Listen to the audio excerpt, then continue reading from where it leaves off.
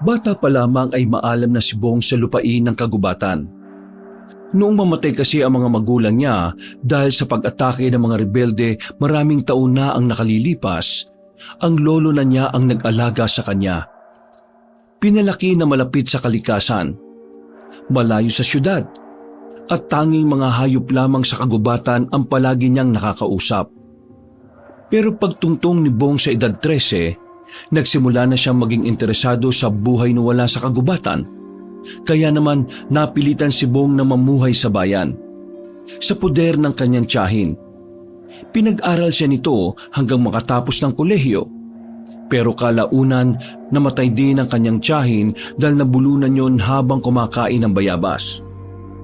Kahit maraming taon na ang nakalipas mula nang manirahan siya sa bayan at ngayon na isa na siyang ganap na sundalo, isa na rin sa epektibong mandirigma ng bansa, hindi pa rin niya nakakalimutan ang buhay na minulat sa kanya ni Mang Tutan, ang kanyang lolo.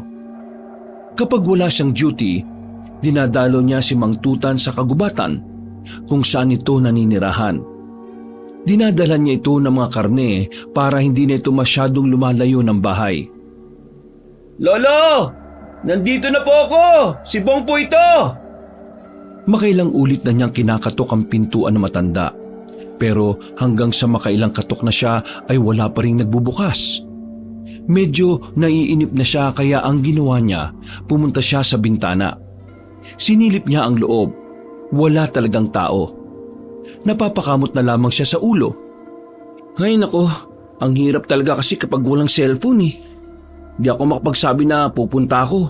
Kaya ito, hindi ko na naman inabutan. Ay, di bale. Maghihintay na lang muna siguro ako. Umupo na lang ang binata sa tapat ng pintuan. Binuksan niya ang kanyang cellphone. Kagaya ng kanyang inaasahan, wala na namang signal. Hindi naman sobrang liblib ng tinitirhan ni lolo niya. Sa katunayan, kaunting lakad lang, makakarating na agad siya sa isang barangay. Sadyang hindi lang talaga yon naabot ng pagiging moderno sa kabilang lugar. Yun sa bagay, noon lang nakatira ako dito wala akong cellphone Natatawa na lamang niyang sinabi sa kanyang sarili. Dahil wala pa siyang magawa, kinuha niya ang mga kahoy sa gilid at ang kinakalawang na itak. Batid niyang wala namang matinungkala ng lolo niya, kaya naisipan niyang ipagsibak na lamang yun ng kahoy. Makalipas lang ang ilang minuto ay nakarami na rin siya kaagad. Napatigil lang siya nang madamang may taong nakatayo sa labas ng bakuran. Nang tingnan niya yon, nakita niya si Mang Tutan na nasa tapat. May daladalang dalawang bayong na mukhang nanggaling pa sa palengke. O Bong, nandito ka pala. Tuwang-tuwang lumapit sa kanya ang matanda. Agad na inilapag ni Mang Tutan ng dalawang bayong sa gilid ng pinto at sadyang yumakap sa binata. Pasensya ka na. Mukhang naghintay ka pa yata namalengke kasi ako Balita ko kasi may paparating na bagyo. Kaya heto, mag-iimbak na ako sa binili mong rep sa akin. Nako, malaki talaga tulong ng rep po. Tapos yung kuryente na kinabit dito nung nakaraang buwan, napakalaking tulong. Mabuti na lang talaga't pinayagan tayo ni Kapitan na makabitan din ako. Ayaw ko na kasing umalis dito sa bahay na ito Naiintindihan ko naman po kung bakit hindi nyo maiwan-iwan itong bahay na ito. Dito nagsimula yung pagmamahalan nyo ni Lola Kung minsan nga namimiss ko na rin ang lola mo. Ang sabi nila, kapag miss mo na yung tao, puntahan mo. Sira ulo, nasa langit na lola mo Gusto mo na ba ako mamatay? Di, biro lang lo. Ito naman Ay, siya nga pala. Nagdala na rin po ako ng karne. Pandagdag mo dyan sa mga pang-imbak mo. Ay nako, maraming salamat. Tara, pumasok na tayo kasi malamig na rito. Maggagabi na rin at magluluto na ako ng hapunan. Makalipas lang ang ilang minuto ay dumilim na rin ang paligid. Habang nagluluto ay hindi maiwasan ng dalawa ang magkwentuhan. Halos 2 buwan din kasi silang hindi nagkita kaya naman parang sabik na sabik silang dalawa sa mga pinag-uusapan nila. Alam mo, proud na proud talaga ako sa iyo, Apo. Kapitan ka na pala ngayon. Isa lang ang ibig sabihin niyan, mabuting sundalo ka. Ginagawa ko lang naman po ng maayos yung tungkulin ko eh. Wala namang espesyal dun. Nagkataon lang talaga siguro na napansin nila yung mga paghihirap ko. Mas marami pa rin mas mahuhusay sa akin. Mahusay ka talaga. Nagmana ka sa papa mo eh. Naalala mo ba nung siya pa yung sundalo? Nako, kahit wala sa duty yon, hindi doon pinababayaan ng mga kababayan natin na inaapi-api lang. Kaso nga lang, wala na si Papa. Biglang nanahimik ang dalawa. Sinabayan ito ng pagdaan ng malakas at malamig na hangin. Nakaramdam na naman sila ng kalungkutan. Kapag naaalala ni Bong ang mga nangyari noon, hindi niya maiwasang hindi masaktan. Kahit bata pa lang siya noong nangyari yon, buong-buo pa rin sa alaala niya ang lahat. Kung nasaan man ngayon ang papa mo, nakakasiguro kong masaya siya sa narating mo. Kaya ikaw, palagi ka lang magpapakabuti sa kung ano man ang ginagawa mo, ha? Para kahit wala na siya, masaya silang pinapanood ka. Oo naman, Lo. Gagawin ko ang best ko. Apo, kumusta naman pala yung mission niyo tungkol sa mga rebeldeng sinasabi mo sa akin nung nakaraan? Lo, nahihirapan kami. Hindi ko alam Parang ang lalakas kasi ng pakiramdam ng mga rebelde na yun eh. Tuwing pupunta kami, lagi silang nakakaalis. Minsan nga iniisip ko, siguro may spy sa amin kasi lagi kaming naiisahan eh. Mahirap magbintang, Apo. Pero mas maganda kung mag-oobserba ka na lang sa lahat ng kasama mo. Ito pa nga ang nakakapagpahirap sa akin, Lo eh. Nang minsan makadaupang palad namin sila sa isang liblib na lugar sa gubat, nagulat kami kasi ang bibilis nila. Muntikan na kaming malagasan ng marami nun eh. Buti na lang dumating agad yung backup. Ha? Paano mabibilis? Ang bibilis kamo nilang tumakbo. Basta, hindi normal yung bilis nila. Ang sabi nga ng iba kong kasama parang hindi sila mga pangkaraniwang tao lang eh. Natatawa nga lang din ako sa biruan nila. Huminga ng malalim si Mang Tutan. Napansin naman ito ni Bong. Oh, bakit Lo? May problema ba? Ha? Wala naman. Gusto ko lang na mag-ingat ka sa misyon ninyong yan. Huwag po kayo mag-alala, Lo. Doble ingat lagi ang ginagawa ko. Luto na to. Ihanda mo na lang yung hapagkainan at nang makapaghapunan na tayo. Mabilis na kumilos si Bong. Maya-maya lang ay sabay na rin silang kumain ng kanyang lolo. Pagkatapos, sandali lang silang nagpahinga at nagmuni-muni sa labas. Naglatag na rin sila ng higaan. Sandali. Oh, bakit Lo? Hindi pa naman tayo matutulog, di ba? Alam ko naman na masyado pang maagang 8:00 para sa'yo. Pero pwede bang bumili ka na muna ng katol dyan sa barangay? Ayos lang ba? Ito naman si Lolo. Siyempre naman, ayos lang. Malapit lang naman yun eh. Isa pa, dito naman ako lumaki kaya kabisado ko na to. Di walang problema. Basta mag-iingat ka, ha? Kinuha ni Bong ang kanyang jacket na nakasabit sa pintuan. Dala niya ang kanyang cellphone na nagsisilbi niyang ilaw sa daan. Ilang minutong lakaran lang naman, nakarating na rin si Bong sa barangay. Marami-rami pa ang mga tao sa paligid dahil maaga-aga pa talaga. Agad siyang lumapit sa naunang tindahan na nakita niya. Pero walang tindang katol doon kaya naglakad ulit siya at naghanap. Sa bandang gitna ng baryo, may isang tindahan naman siyang nakita. Agad siyang lumapit doon at nagtanong. Napangiti na lamang siya nang ibigay na ng tindera ang binili niyang katol. Hindi pa niya nakukuha ang sukli nang may sumingit na isa pang lalaki. Pagtingin ni Bong sa mukha ng lalaki, medyo maputla yun. At ang mas napansin niya, namumula rin ang mga mata. Sa isip-isip ng binata, mukhang nag-aadik ang lalaking yon. Gumilid ng bahagya si Bong para sa lalaki. Pagkuha niya ng katol, umalis na rin ang lalaki. Bago makalayo ang lalaki, napansin ni Bong na parang may bahid ng dugo sa kamay nun. Medyo naintriga si Bong. Sinundan niya kung saan patungo ang lalaki, pero hindi na niya yun nakita nang lumiko sa kaliwang kanto. Ha? Anong nangyari sa lalaking yun? Napapailing na lamang siya habang iniisip ang bagay na yun.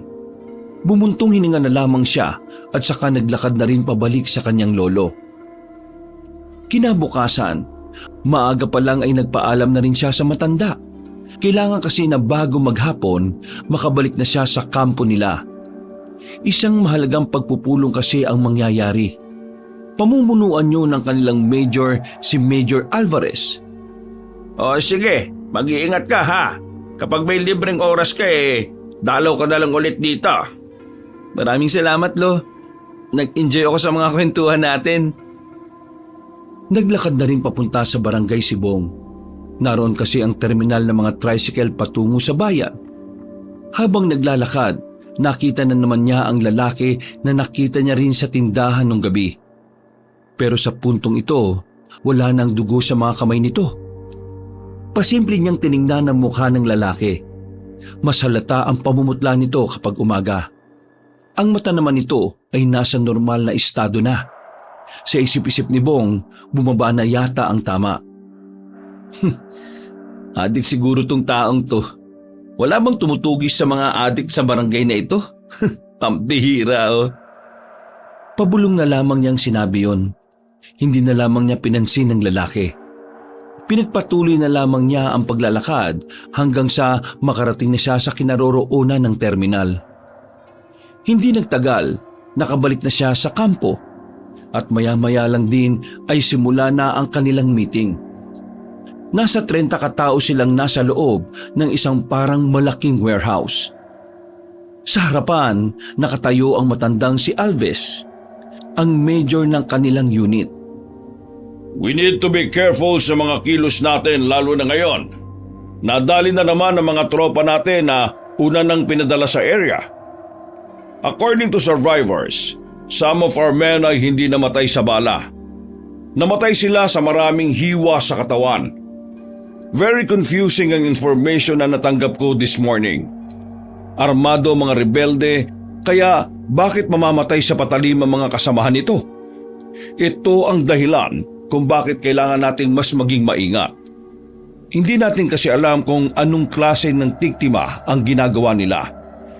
Naglakad si Major Alvarez at tumigil ito sa harapan ni Bong.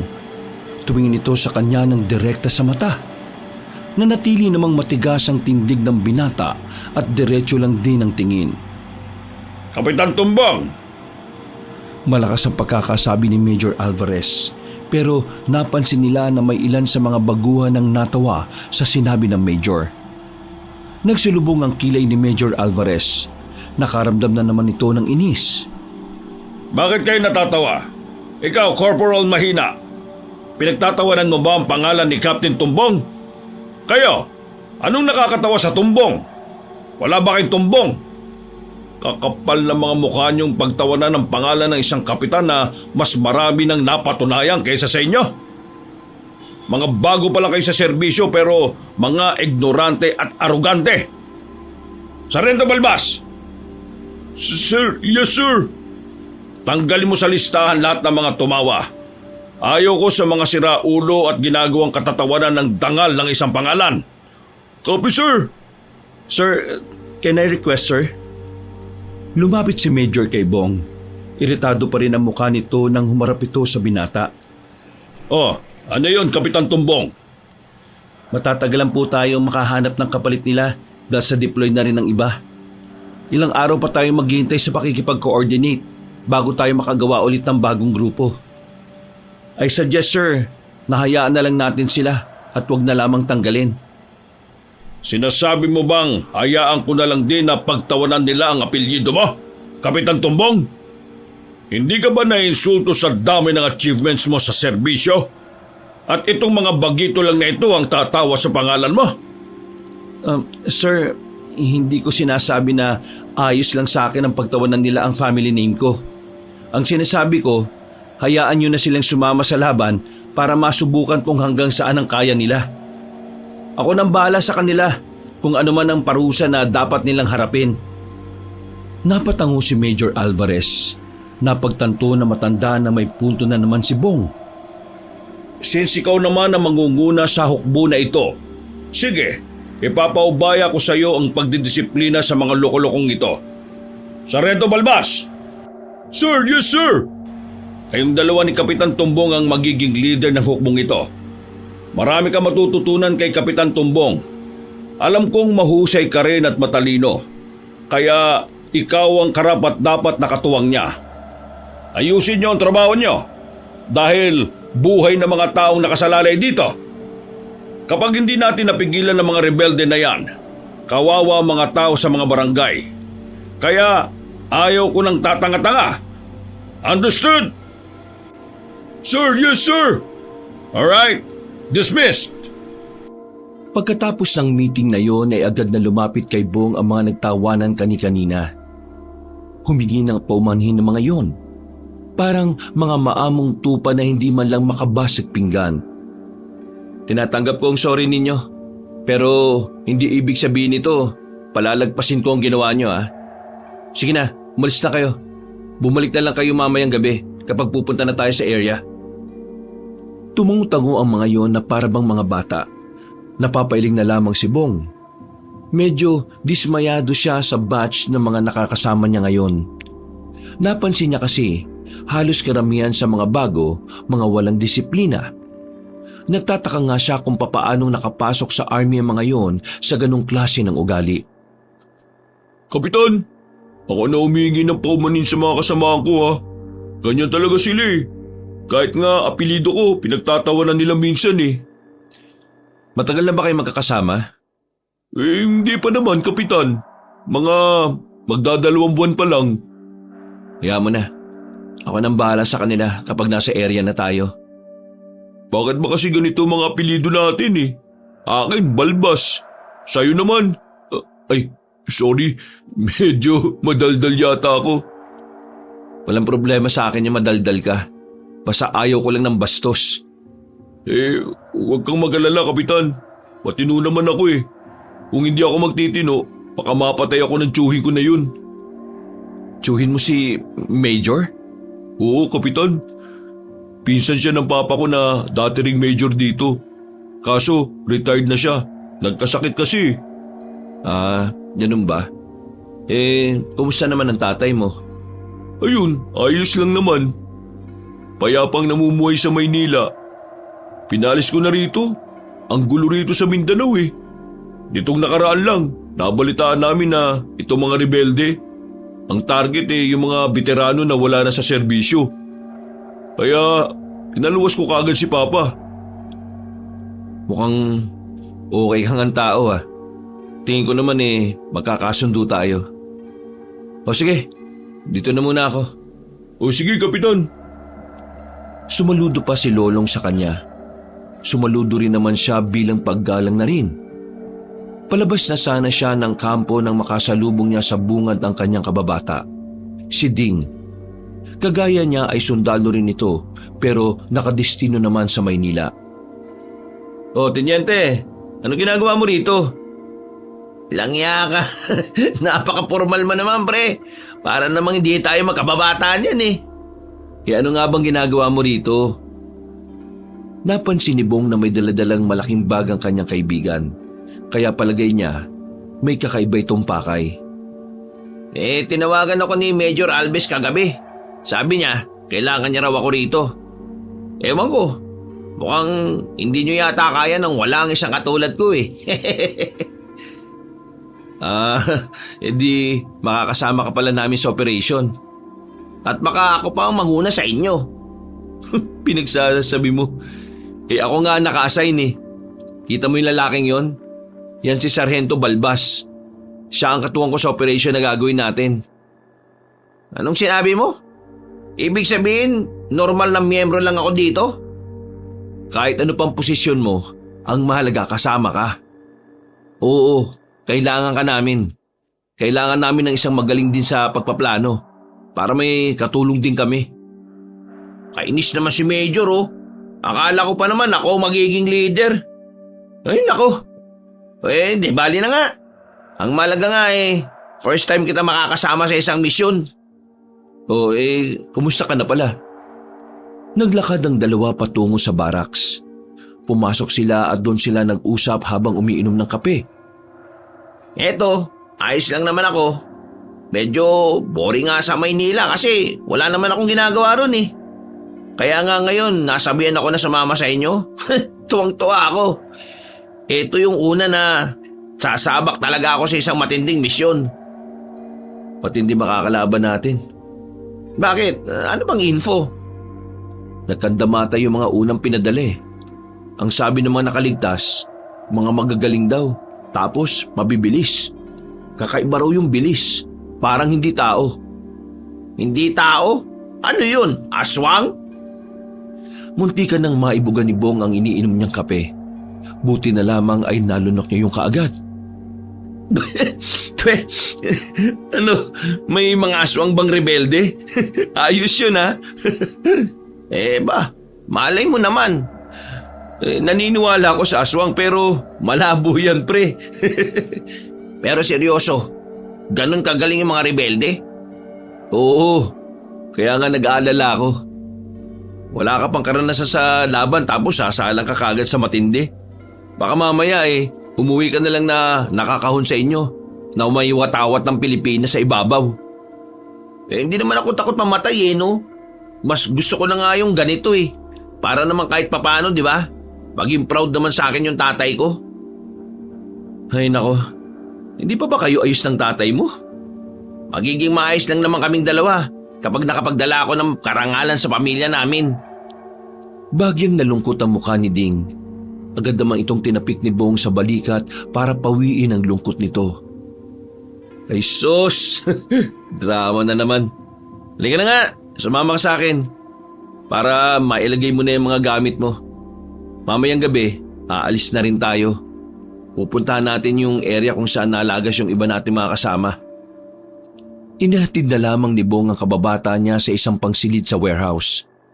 Naroon ang mga personal nilang kagamitan. Mabilis namang lumipas ang mga sandali. Sumapit na rin ang kinagabihan. Nagtipon-tipon na silang lahat. Nakahanda na ang bawat isa sa paparating nilang misyon. Sa harapan nila ay naroon ulit si Major Alves. Matalim ang tingin ito sa mga nakatayong sundalo sa harapan. Ngayong gabi ang alis ninyo. Tandaan nyo, parang paraiso ng mga rebelde ang kagubatan. Ibig sabihin lang nito, sanay na sila sa gubat. Kaya naman, ayaw ko na ng mga inutil Alam kong mga bago ang karamihan sa inyo, pero hindi dahilan nyo na bago lang kayo para maging tanga. Sundin nyo lang ang order, wala kayong magiging problema. Kapitan Tombong! Sa pagtawag ni Major Alves kay Bong, nagpigil na naman sa tawa ang iilan sa mga kasamahan nila. Lumulobo na nga ang pisngi ng mga yon. Pero sa halip na pagtuunan ang mga pasaway, tinuon na lamang ni Bong ang atensyon kay Major. Sir, yes sir! Makakaasa ba ako na ang grupong ito ay magtatagumpay sa laban na ito? Sir, yes sir! Gagawin namin ang lahat para sa operasyon na ito. Patay kung patay! Buhay kung buhay! Kung ganon, ihanda nyo na ang mga sarili ninyo. Pwede na kayong umalis. Sumakay na rin sila sa 3 truck na maghahatid sa kanila sa area na pupuntahan nila. Habang nasa biyahe, kapansin-pansin ang pagiging tahimik ng mga kasamahan ni Bong. Maging ang kanyang kaibigan din ay seryosong nakatingin lang sa kanilang dinaraanan. Dakong 10:00 na ng gabi nang tumigil ang sinasakyan nila sa gilid. Kaunting lakad na lang kasi ay nasa area na sila. Isa-isa silang nagbabaan. Kailangan na lang natin lakarin kaya hanggang dito na lang ang truck. Tandaan nyo, wala kayong ibang susundin kundi ang order ko at ni Sargento Balbas. Understand? Sabay-sabay na sumagot ang mga yon. Nagsimula na rin silang naglakad. Naka-formation pa ang mga yon at maayos din ang pagkakapila. Kung saan-saan nakatutok ang kanilang mahahabang baril. Makalipas lang ang 10 minuto, nakapasok na rin sila sa kagubatan. Alerto lamang silang sinusuyod nila ang lugar. Naghanap na muna sila ng lugar na pwede nilang gawing maliit na kampo. Mga ilang sandali lang ay nakahanap na rin sila sa gilid ng ilog. Yung mga tumatawa kanina, dito kayo sa gilid. Bilisan nyo! Huwag nyo akong binabad trip Nagulat ang mga kasamahan nila. Nagtitinginan pa ang mga yon sa isa't isa. Maging si Lolong at Dingdin ay nagtataka. Ano? Mga bingi ba kayo? I said, dito kayo sa gilid! Natatarantang gumilid ang mga patawa-tawa. Nilipitan yun ni Bong at isa-isang sinampal ng malakas. Kapitan, anong nangyayari? Tenyente, binibigyan ko lang sila ng isang mahalagang paalala. Paalala? Saan? Paalala na ayaw kong tinatawanan ng apelyido ko. Tinatawanan niyo ang apelyido ni Kapitan? Lumapit na rin si Ding sa mga yon at tiningnan ng masama. Tatawanan niyo rin ba kapag nalaman niyo kung ano apelyido ko? Ha? Hindi sumagot ang mga yon. Nakayuko lamang na para mga batang uhugi na pinapagalitan. Ang tawag kay Tenyente sa Maynila ay Tenyente Bulate. Bulate ang apelyido niya. Nang sabihin niyo ni Bong ay may ilang nagpigil ng tawa. Hindi pinalagpas ni Ding ang mga yon. Agad niyang nilapitan at saka dinibdiban. Ganyan ba ang natutunan niyo nang pumasok kayo sa serbisyo? Ang kakapal ng mukha niyong pagtawanan ng pangalan ng mga may napatunayan, ha? Kapitan, parusahan ang mga ito. Mga walang galang. Tenyente, anong naiisip mong parusa sa mga yan? Ipapaubaya ko niyan sa'yo. Kayo mga tumawa. I-clear niyo ang area kung safe pa rito. Bumalik kayo rito lahat, ha? Kapag merong kahit isa na umuwi sa inyo, yayari ko kayo. Pagkabalik nyo rito, mag-push up kayo hanggang mamaya 2:00. Salamat kayo. Ito lang ang gagawin namin sa inyo. Kung sa iba, baka tinanggal kaagad kayo. Agad na sumunod ang mga yon. Umalis sila at dala ang kanilang baril para suyurin ang paligid ng kanilang kilalalagyan. Napapailing na lamang si Ding at Bong. Dapat ganun ka-strict, pre. Kung masyado ka mabait, pati ang mga bago na yan magiging tarantado rin. Ito rin ang unang pagkakataon na humawak ako ng grupo. Nasanay ako na ako ang sumusunod sa order sa mga nakaraang operasyon Kaya naninibago ako. Ako naman, hindi ito ang unang beses na naging leader ako. Pero ito naman ang unang pagkakataon na sasabak ako sa labanan. Tutulungan kitang matuto sa pagiging leader. Turuan mo ako kung paano ang sistema sa labanan. Tinapik ni Bong sa balikat si Ding. Talagang magkasundo sila sa maraming bagay. Para na rin kasi silang magkapatid. Kabisado na nila kahit ang utot ng isa't isa. Siya nga pala. Ito si Sargento Balbas. Tawagin mo na lang siyang Lolong. Yun ang gusto niya. Walang niya. Tumbong, Bulate, at Balbas. Kahit sino naman siguro matatawa Pero kinagagalak kitang makilala, Sargento. Kinagagalak din kita makilala, Tenyente. Kung ayos lang, kapag tayong 3 lang ang magkakasama, tawagin na lang natin ng isa't isa sa unang pangalan natin. Ayos lang naman din sa akin yan. Kahit naman mahal ko ang apelyido ko, ang sagwa pa rin talagang pakinggan Pare-pareho na lamang silang natawa. Maya-maya pa, nakabalik na rin ang iba nilang mga kasama. Ayon sa mga yon ay clear naman ang area. Push up na. Hanggang 2:00 yan Medyo mabait ako ngayon kaya bibigyan ko kayo ng 1 minutong pahinga kapag napapagod na kayo. Pero kapag nakita ko may huminto dyan ng higit sa 1 minuto, yari kayo sa akin. Bumalik na si Bong sa iba nilang kasama na nakaupo sa nakatumbang katawan ng puno. Nagsiga sila ng kahoy para kahit na papaano makaramdam sila ng init. Malamig na kasi ang klima sa kagubatan. Kahit makapal ang suot nilang uniform, tumatagos pa rin talaga ang ginaw. Medyo malayo-layo pa tayo sa mismong pinangyarihan ng bakbakan. Pero dito na mismo ang lugar kung saan gumagala-gala yung mga rebelde. Kaya alerto lang tayo. Bong, may napagtanto lang ako. Ano yan, Lolong? Halos 1 buwan din yung naging paghahanda natin para makabuo ng bagong grupo. Tapos, biglang ganyan na mga kasama natin, mga pasaway. Bakit kaya hindi nila sinama sa atin yung mga may karanasan na at talagang maaasahan? Ang totoo niyan tanong ko rin yan sa sarili ko Pero wala naman tayong magagawa. Sinunod lang din ni Major yung utos sa kanya ng nakakataas. Pati wakal to eh. Ha? Anong ibig mo sabihin, Ding? Binasa ko kanina yung report. Nalaman ko kung gaano kabrutal yung mga rebelde. At sobrang gagaling talaga nila. Kung yung mga mas matataas na rango nga, napatay nila eh. Yan pa kaya mga siraulo na kasama natin ngayon? Pati wakal to. Kasi basta na lang tayo sinabak sa isang laban na kulang tayo sa taong may alam eh. Tingnan mo yung mga yan, parang mga tanga. Parang hindi nga yata nila alam na pwede silang mamatay dito eh. Kaya itong binuong grupo, patapon. Ayaw ko mang isipin pero tingin ko wala silang pakialam sa atin eh. Bakit mo naman nasabi na wala silang pakialam sa atin? Kung may pakialam sila sa atin, hindi nila tayo ilalagay sa isang sitwasyon na alam nilang alanganin. Tayong tatlo lang ang medyo may alam dito eh. Hindi pa sumama si Major. O anong tingin yung mangyayari sa atin kung ganun kagagaling yung mga kalaban natin?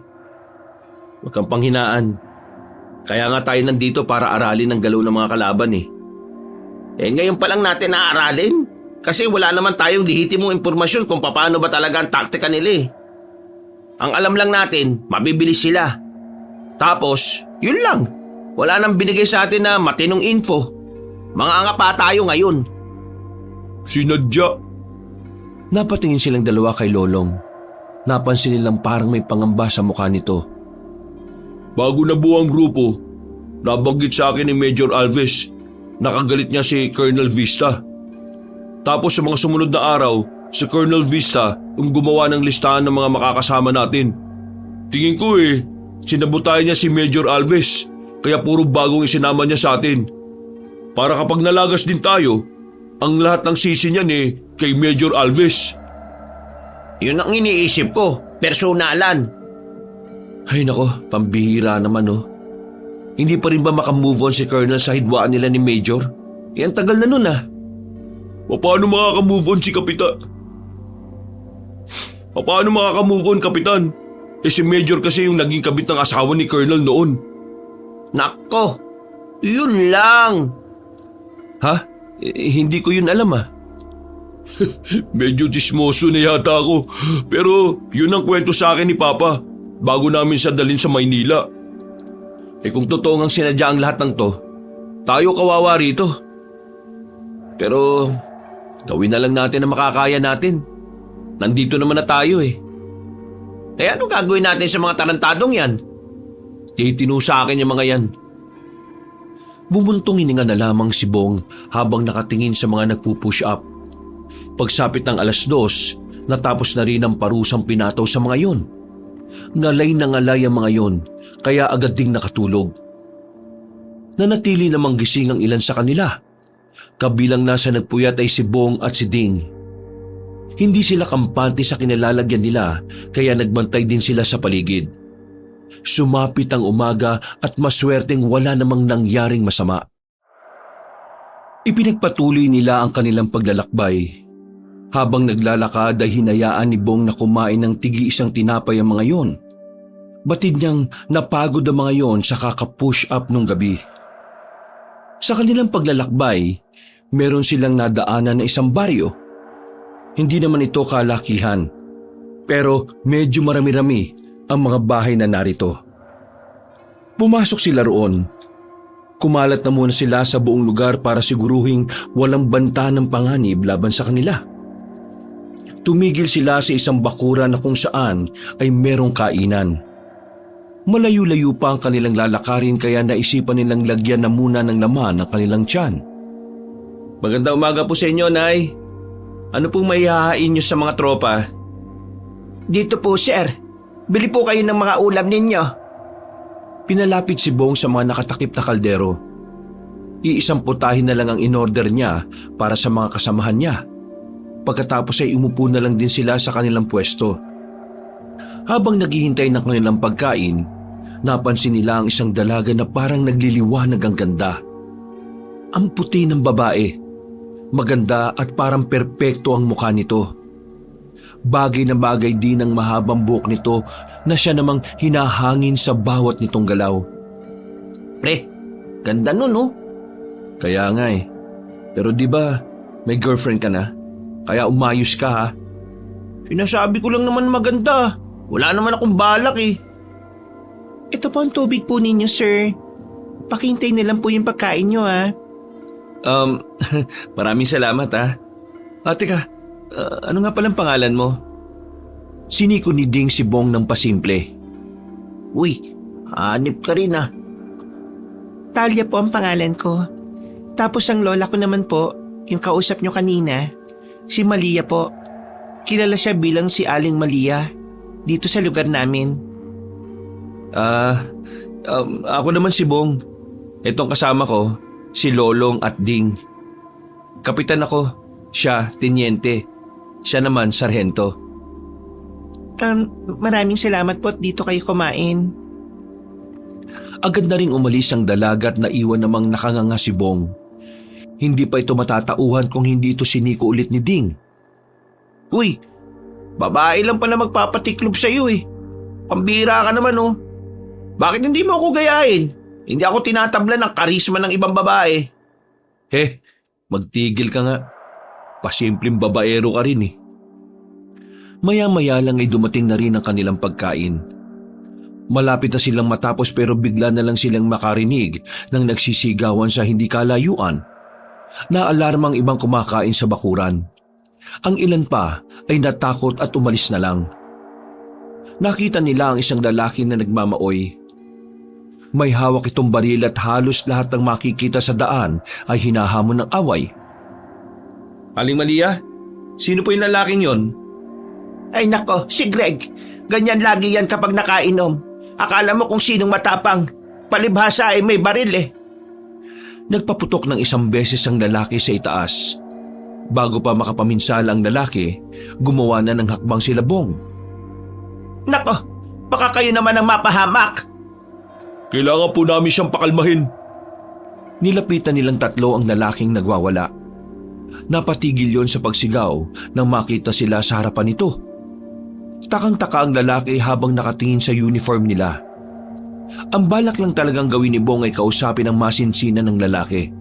Pero masyado itong mainit. Magandang umaga kapatid. Mga army kami. Napadaan lang kami para kumain. Ako si Kapitan Tumbong. Ito naman si Tenyente Bulate. Ito namang isa pa ay si Sargento Balbas. Kapatid, baka naman pwede natin pag-usapan ng masinsinan kung ano man ang dahilan ng pagwawala mo. Makikinig kami. Ang babaho naman ng mga pangalan ninyo. Saan na ako makikinig kapag mabango na yan? Tinutukan ng baril si Bong ng lalaki. Naalarma naman si Lolong at Ding sa gilid. Wag. Walang kakalabit mga pre ha. Sibilyan yan. Dahan-dahan pang lumapit si Bong para makipag-usap. Pero sa puntong ito, bigla na lamang nagpaputok ng sunod-sunod ang lasing. Pinagbababaril nito si Bong ng malapitan. Pero katakataka namang hindi yun tumama. Kahit na lasing ang lalaki, imposibleng hindi yun makatama kahit isa lang. Yun ang ipinagtataka ni Bong. Pero sinamantala na niya ang pagkakataon na mawalan na ng bala ang lalaki. Dali-dali siyang lumapit doon. Sumunod din sa kanya si Ding at Lolong. Agad nilang tinalian ang braso nito at kinuha ang baril. Kapitan, ayos ka lang ba? Baka may tama ka ha? Ayos lang ako. Wala akong tama. Wala kang tama? Paano? Kinuha na ng mga barangay tanod ang lalaking nagmamaoy. Samantalang nanatili namang nakatayo ang tatlo roon. Nakita nila ang mga bala sa lapag. Lahat ng yon ay hindi tumama kay Bong. Para bang bigla lang nahulog sa sahig nang malapit na ito sa katawan ng kapitan. Litong-lito ang utak ni Bong kung ano ang nangyari. Para kasing nakita niya kung papaanong hindi tumuloy ang bala sa katawan niya. Kinapakapapa nga niya ang dibdib niya, pero wala talaga siyang sugat. Kapitan, sigurado ka bang wala kang tama? Wala akong tama. Hindi ko nga rin alam kung bakit eh. Paano nangyari yun? Isang di pa lang ang layo nyo sa isa't isa. Imposible namang hindi man lang nakatama yung lalaking yung sa 8 putok na pinakawalan niya. Matapos ang insidenteng yon, naglakad na rin sila paalis ng baryo. balisa pa rin ang utak ni Bong. Pero pinilit na lamang niyang alisin yon sa isip niya. Sa kanilang pagpapatuloy, narating naman nila ang isa na namang ilog. Pero mas mababaw yung kumpara sa una nilang napuntahan. Malawak ang ilog pero walang makitang tao kahit na isa. Kumuha na kayo ng tubig habang nandito pa tayo. Mamaya, wala na tayong madaraanan. Dali-daling pumunta ang mga kasama nila sa gilid ng ilog. Nanatili namang nakatayong tatlo habang naghihintay. Bong, may anting-anting ka ba? Ha? Anting-anting? Yung ba yung dinadala ng mga yung albularyo ba yon? Oo, pero biro lang naman ha. Naniniwala kayo sa anting-anting? Ako kasi oo eh. Kayo ba? Ako? Depende. Ako rin depende. May mga anting-anting kasi na gawa-gawa lang ng tao. Tapos, sasabihin nilang hindi ka tatablan ng kahit na ano kapag suot mo. Pero, mamamatay ka naman. Ay nako, kalimutan na muna natin yung anting-anting na yan. Ilang oras na lakaran na lang, mararating na natin yung pinangyarihan ng bakbakan. Makakapag-imbestiga na rin tayo. Matapos ang pagtigil nila sa ilog ay muli na silang naglakbay. Dakong 10:00 na ng umaga nang marating na nila ang lugar na sinasabi sa hawak nilang impormasyon. Kakahuyan yon, at sa bungad pa lamang kitang-kita na nila ang bakas ng labanan. Mas mabaho pa sa pangalan nila ang umaalingasaw. Parang may mga nabubulok na kung anong karne. Nakakahilo ang amoy. May iba sa kanila na nasuka na rin. Sigurado bang ito na yon? Walang iya. Para tayong nasa loob ng mundo ng utot ko eh. Dito na yun, walang duda. Palagay ko, yung mga naamoy natin ay yung mga katawan ng mga kasamahan nating naiwan eh. Men, be ready! Sumenyas na si Bong. Naunang umabante ang mga nasa likuran nila. Marahan ang bawat takbang na kanilang ginagawa. Maya-maya pa, nakita na nga nila ang mga inaagnas na katawan ng ilang sundalo. Hindi na nila makilala ang mga yon dahil bulok na ang mga muka. Bad trip! Hindi ko na kaya! Dahil sa sobrang baho, nauna nang umabante si Ding. Ganon din naman ang iba nilang kasama. Ang naiwan na lamang na matindi ang sikmura ay si Bong at Lolong. Kapitan, mukhang mahirapan tayo. Ilang araw nang nabubulok yan dito eh. Hindi natin masusuri ang mga katawan nila. Mukhang kailangan na lang natin tong lagpasan. Naglakad na ang dalawa paalis sa mga nabubulok na bangkay. Napapailing na lamang si Bong. Nakaramdam na lang siya ng awa para sa mga kabaro nilang hindi pinalad. Lakas ng sikmuran yung dalawa. Sanay ba kayo sa mabaho? Maghanap tayo ng pwedeng pagkutaan. Nandito na tayo sa lugar kung saan tayo mapapalaban. Sa kanilang pagpapatuloy ay nakarating naman sila sa mga pinagtabasan ng mga puno. Open area doon kaya kitang-kita nila ang kalangitan. Sa parting yon, naisip ni Bong na magpahinga. Doon na rin sila gagawa ng barong-barong na magsisilbi nilang munting tulugan. Marami pa tayong oras. Kumuha kayo ng mga sanga at gagawa tayo ng barong-barong natin. Hindi ba delikado tayo rito? Masyado tayong open dito, pre. Tumingin si Bong sa kagubatan at saka ngumisi.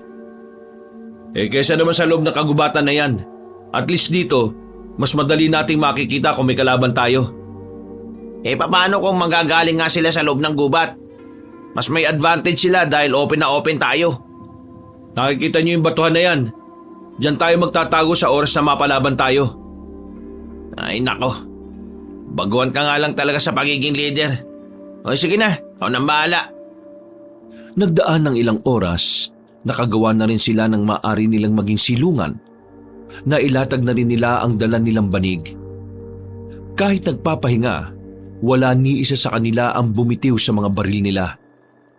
Ayon kasi kay Bong, ang baril ang asawa nila sa mga oras na nasa labanan na sila. Dakong 5:00 ng hapon, umalis na muna sila sa kuta nila. Magsisimula silang rumonda. Wala pang kalahating oras, may mga natanaw na silang kabahayan. Sumenya si Bong sa mga kasama niya. Sabay-sabay namang nagsiupuan ng mga yon. Kapitan Tumbong, may mga tao. Hindi tayo sigurado kung sino sa mga yan ang mga rebelde. Kaya hindi tayo pwedeng lumapit kagad. Kailangan makalapit tayo doon nang hindi sila maghinala kung ano tayo. Masyadong delikado. Okay lang yan.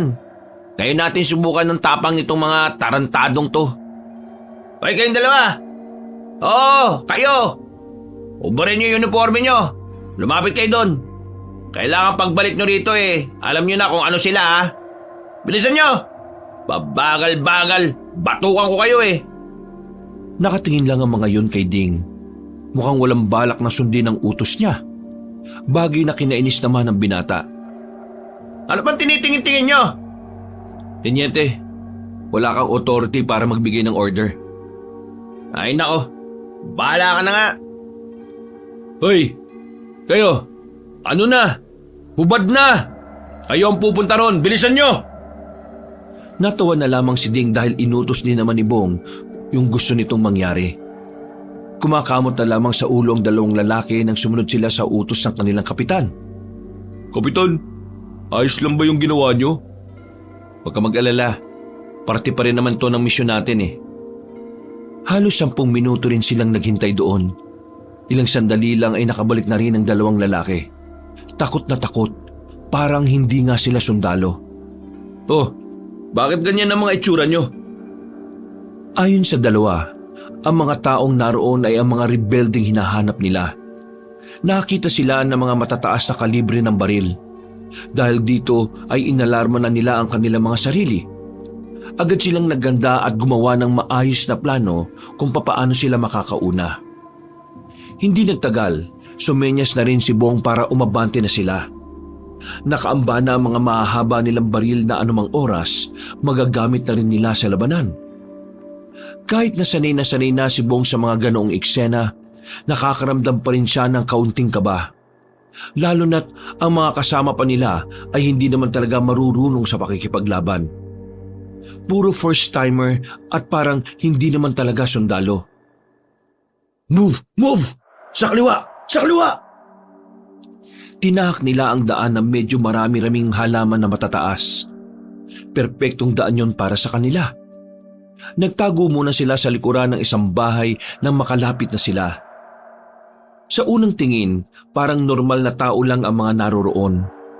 Pero nang ilibutan nila ang kanilang mga mata, nakita nila na may mga baril na nakasandal sa pader. Umaayon din ang mga itsura ng mga yon sa deskripsyon na nakalagay sa report. Nagbilang na si Bong. Pagkatapos ng 3, sabay-sabay silang lumabas sa kanilang pinagtataguan.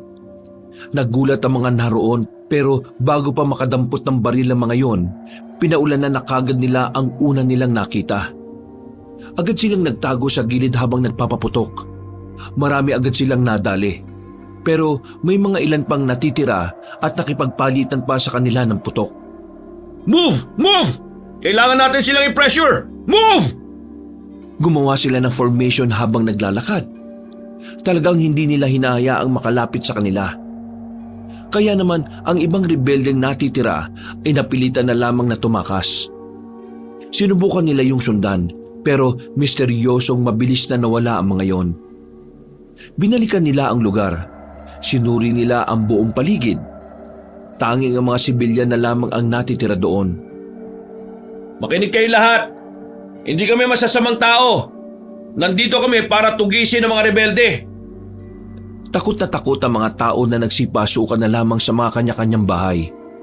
Wala ni isa ang nagtangkang lumabas para humarap sa kanila. Kaya naman, pinagtuunan na lamang nila ng pansin ang bangkay ng mga napatay nilang rebelde. Meron silang napansin sa katawan ng mga yon, isang simbolo ng buwan. Nung una, akala nila ay simbolo lamang yon ng mga rebelde. Pero may kakaiba pa silang napansin sa mga taong yon. Pagtingin nila sa mga kuko, kita nilang lahat ng yon ay mahahaba ang kuko sa paa at kamay. Hindi basta-basta ang kuko dahil matalim ito na parang tari na manok. Kapitan, tingnan mo yung mga kuko nila Hindi normal. Ha? Aba, oo nga no. Bakit ganyan? Baka hindi na lang talaga sila marunong magputol ng kuko. Baka hindi uso nail cutter dito. Hindi. Matalim ang kuko. Pwedeng makapatay ito Malaking palaisipan para sa kanila ang mahahabang kuko na yun ng mga rebelde. Mas lalo tuloy na intriga si Bong kung ano nga ba talaga ang kinakalaban nila. Inipon nila ang mga bangkay ng mga yon. Isa-isang binitbit nila ang mga yon papasok ng kagubatan. Anong karaniwang ginagawa niyo sa mga bangkay ng mga kalaban ninyo? Well, depende. Kinukuha to kapag kailangan na kailangan. Pero minsan, hinahayaan na lang mabulok sa daan. Eto mga to, iwan na lang natin dito. Hindi naman natin pwedeng sunugin to. Ayaw ko ng overkill Kahit patay na, dapat igalang pa rin ang katawan nila. Ha? Seryoso ka ba? Igagalang mo ang katawan ng mga salot na to? Teniente, mas kang magsalita. Nasa operation tayo. Kumamot na lamang ng ulo si Ding. Naramdaman nito na seryoso na ang kanyang kababata kaya nanahimik na lamang ito. Pagbalik nila sa kabahayan, nagtataka sila nang makitang nakabukas na ang mga kabahayan na naroon. Pero katakataka naman na wala na ang mga tao. Nalingat lang silang saglit, nilayasan na sila ng mga yon. Kapitan, mukhang natakot talaga ang mga taong nandito Normal lang naman yon. Ang mahalaga, wala naman tayong nasaktan sa kanila. Ang hindi normal ay kung bakit ang bilis nilang nawala. Hindi man lang natin naramdaman na umalis sila. Ay nako, nahihiwagaan na talaga ako. Ewan ko ba? Ano bang meron sa mga tao rito? Kapitan Tumbong! Ali kayo! Napalingon sila sa isang bahay kung saan naroon si Teniente Bulate. Agad namang silang lumapit doon. Pagpasok nila ay kaagad nilang nakita ang mga kakaibang bagay na nakalagay sa ibabaw ng lamesa. Tingnan nyo to Ano sa tingin nyo mga bagay na to? Mga larawan ng mga halimaw? Ibig sabihin, Sarento, bakit sila may ganito? Tingnan nyo rin yung iba Mga nasa pader, ganon din Hindi makapagsalita si Bong sa mga sandaling yon. Wala rin siyang ideya kung ano ba ang nakikita nila. Nagalungkat pa sila sa mga kabahayan, pero pare-pareho lang ang mga nakikita nila roon. Ang mas pumukaw sa atensyon nila ay ang maliit na ribulto na halos meron ng lahat ng bahay. Kapitan Tumbong, tingin ko kailangan na nating umalis rito. Baka mas mahirapan tayo makabalik kapag nakapagtawag na yung mga nakatakas na rebelde. Tama si Teniente, Kapitan. Isa pa, sasapit na rin ang gabi. O sige, umalis na tayo. Dali! Paalis na sana sila sa lugar na yon na makarinig sila ng mga yabag ng paa. Inihanda agad nila ang kanilang mga armas. Buong akala nila nakabalik na ang mga rebelde. Pero pagpunta nila sa bungad na lugar na yon, nakita nila ang mga residente na nakaharang doon. Nakatayo lang ang mga yon na parabang wala sa mga sarili. Men, be ready! Pre, masama ako tungkol sa mga taong to Wala ng mga hawak na baril ang mga yon, pero nakakaramdam sila ng panganib mula sa mga taong yon dahil sa pagiging weirdo nila. Mga ilang sandali lang, bigla na lamang humiyaw ng sabay-sabay ang mga residente.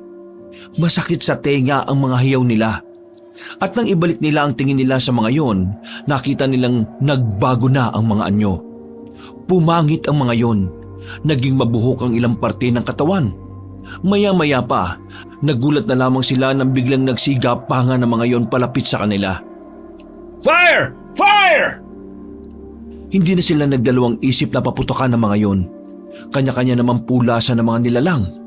Habang ang grupo ni Bong naman ay naka-formation lang habang nagpapaputok. Buisit! Ano bang klase mga tao to? Patakbo-takbo ang mga yon sa paligid nila. Nahihirapan silang patamaan dahil masyado mabilis. Move! Move! Naramdaman ni Bong na may ipit sila sa lugar na yon kung hindi sila aalis.